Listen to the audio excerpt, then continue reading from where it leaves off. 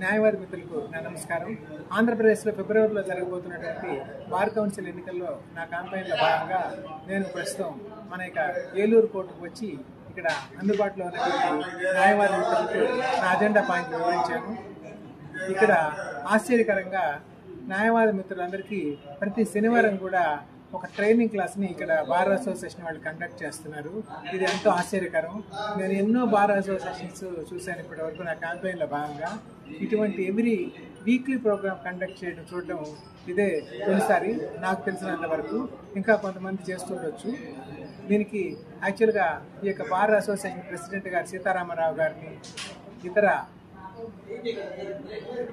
Bar association యొక్క governing body members అందరినీ అభినందించక తప్పదు. వాళ్ళు ఎంతో కృషి చేస్తున్నారు.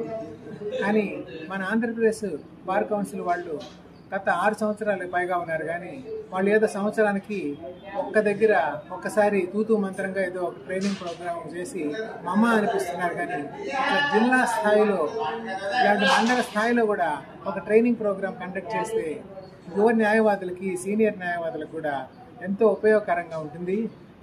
ఇప్పుడు కొత్తగా వచ్చిన నూతన క్రిమినల్ చట్టాలు BNSS 2023, BSA 2023, BNS 2023 వీటి మీద వీళ్ళు అవగాహన కార్యక్రమాలు కల్పిస్తున్నారు, శిక్షణా తరగతులు నిర్వహిస్తున్నారు. ఇది ఎంతో అభినందనీయం.